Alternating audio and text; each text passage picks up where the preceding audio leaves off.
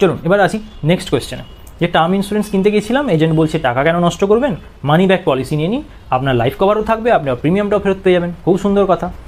দেখুন ইন্স্যুরেন্সের এজেন্টরা এটা তো বলবেই, কারণ এটাই ওনাদের কাজ।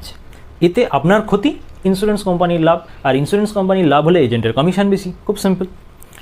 যে কোনো কোম্পানি, আপনাকে আমি সহজ ক্যালকুলেশনে বোঝাই যে কেন ওনারা এটাকে বারবার এটাকে বেচার চেষ্টা করেন। যে কোনো কোম্পানি সিম্পল, যদি আপনি টার্ম ইন্স্যুরেন্স প্ল্যান নেন যেখানে আপনার শুধু লাইফ কভার থাকবে, মানে আপনি যদি মারা যান কোনো কারণে, তাহলে আপনি ওই টাকাটা আপনাকে একটা লামসাম অ্যামাউন্ট টাকা দিয়ে দেওয়া হবে আপনার ফ্যামিলি মেম্বারকে। তো ধরে নিই যদি 1 কোটি টাকার পলিসি হয়, সেক্ষেত্রে আপনার ইয়ারলি প্রিমিয়াম হয় ওই 10 থেকে 15,000 টাকা। সেখানে যদি আপনি মানি ব্যাক পলিসি নেন, মানি ব্যাক পলিসিতে সেই সেম 1 কোটির পলিসির জন্য আপনাকে দিতে হবে 3 থেকে 4 লক্ষ টাকা পার ইয়ার। এবার একটু ক্যালকুলেশনে আসি। ধরুন আপনি মানি ব্যাক পলিসি নিলেন, তাহলে আপনি যা প্রিমিয়াম দিয়েছিলেন তার ফেরত পাবেন যদি আপনার ওই সময়ের মধ্যে কোনো অসুবিধা না হয়। তাহলে আপনি কত পাবেন, ধরে নিলাম আমরা সব ঠিক আছে, আপনি পাবেন 90 লক্ষ টাকা। ঠিক আছে, আপনি যা প্রিমিয়াম দিয়েছিলেন সেটাই পেয়ে গেলেন।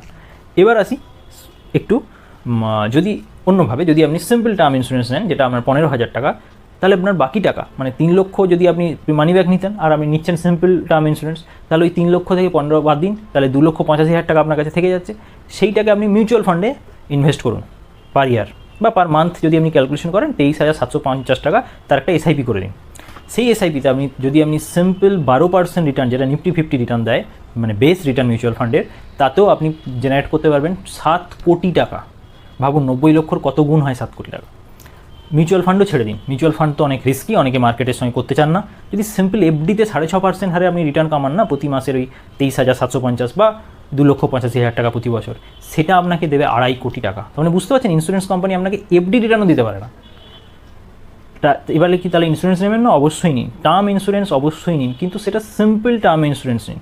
ইন্স্যুরেন্স আর ইনভেস্টমেন্ট এই দুটোকে একসঙ্গে গোলাবেন না।